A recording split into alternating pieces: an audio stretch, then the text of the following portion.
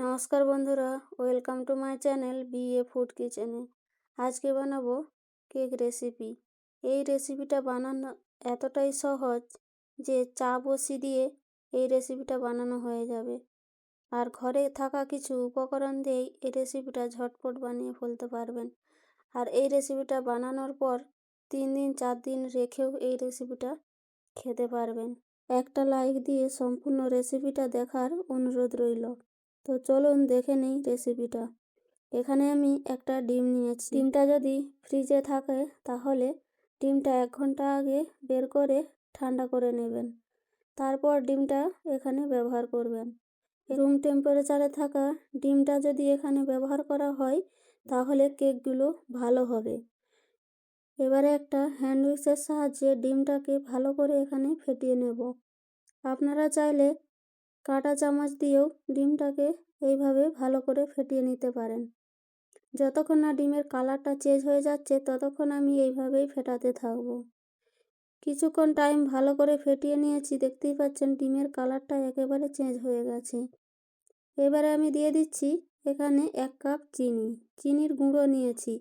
এখানে আপনারা চাইলে চিনির গোটা চিনিও ব্যবহার করতে পারেন, তাহলে সেক্ষেত্রে কিন্তু অনেকটা টাইম লাগবে চিনি আর ডিমটা মেশানোর জন্য।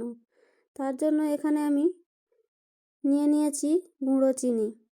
এখানে আমি 2 কাপ ময়দার জন্য 1 কাপ চিনি ব্যবহার করেছি। আপনারা চাইলে মিষ্টির পরিমাণটা কম বেশি করে নিতে পারেন। সব কিছুকে ভালো করে মিশিয়ে নিয়ে দিয়ে দিচ্ছি এখানে সামান্য পরিমাণে লবণ। আর দিয়ে দেবো এখানে 1 কাপের 4 ভাগের 1 ভাগ তেল। এখানে আমি রিফাইন্ড তেল ব্যবহার করেছি, আপনারাও রিফাইন্ড তেলটাই ব্যবহার করার চেষ্টা করবেন। এবারে সব কিছুকে ভালো করে মিশিয়ে নিতে হবে। এখানে ভালো করে যত মেশানো হবে কেকগুলো কিন্তু ততই ভালো হবে। তো তার জন্য এখানে ভালো করে এটাকে ফেটিয়ে নিতে হবে ডিম আর চিনির সাথে তেলটাকে।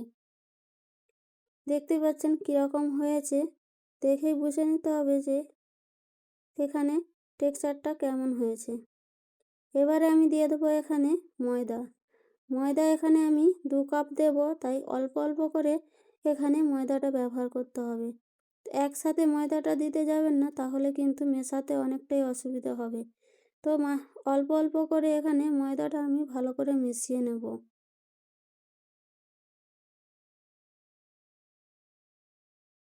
ময়দাটা মেশানোর সময় একটুকু মাথায় রাখতে হবে যেন কোনো রকম লাম্পস না পড়ে। এটাকে হাতের সাহায্যে অনবরত এইভাবেই নাড়াচাড়া করে ভালো করে মিশিয়ে নিতে হবে। এখানে আমি 1 কাপ ময়দা দিয়ে দিয়েছি, আবারও আমি আরেক কাপ ময়দা নিয়েছি। সব কিছুকে ভালো করে এবারে মিশিয়ে নেব। মেশানোও হবে আর এটা ফেটানোও হবে।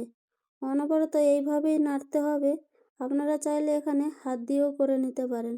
তো আমি এখানে আর হাতটা লাগাচ্ছি না, এইভাবেই এটাকে আমি মেখে নিয়েছি ভালো করে। সব ময়দাটা দিয়েই এখানে আমি মেখে নিয়েছি। দেখতেই পাচ্ছেন কীরকম হয়েছে ময়দার টেক্সচারটা। এবারে কিছুক্ষণ এটাকে আরও ভালো করে মিশিয়ে নেব। এবারে দিয়ে দেবো আমি এখানে বেকিং পাউডার। ছোট চামচের 1/2 চামচ আমি এখানে বেকিং পাউডার নিয়েছি। বেকিং পাউডারটা দিলে এখানে ফুলে উঠবে।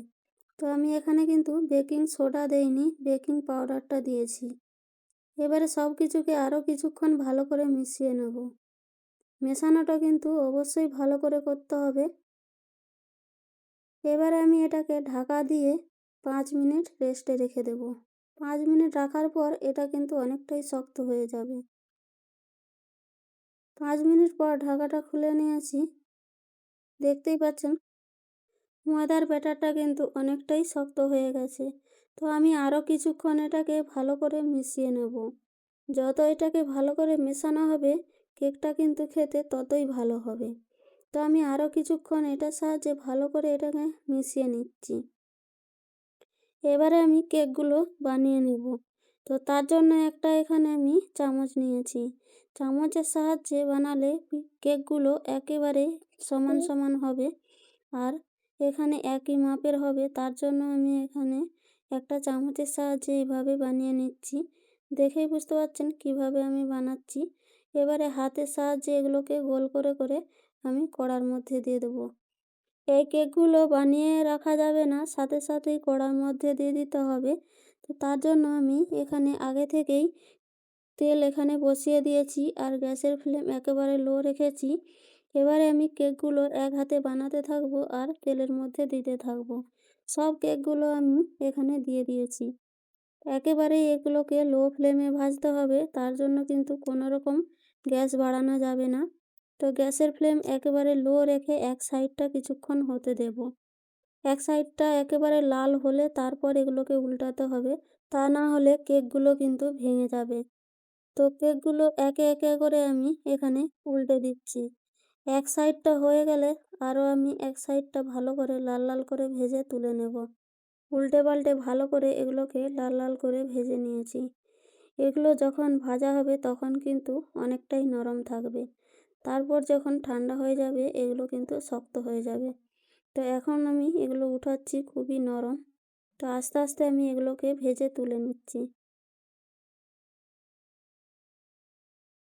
আজকের রেসিপিটা যদি ভালো লাগে তো একটা লাইক কমেন্ট করে অবশ্যই জানিয়ে যাবেন কেমন হয়েছে রেসিপিটা। আর নতুন বন্ধু হয়ে থাকলে চ্যানেলটাকে সাবস্ক্রাইব করে আমার পাশে থাকবেন। দেখতেই পাচ্ছেন কেকগুলো কত সুন্দর হয়েছে। দেখতে যতটা সুন্দর খেতেও কিন্তু ততটাই সুন্দর। এগুলোকে ভাজার পর 3 থেকে 4 দিন রেখেও খেতে পারবেন।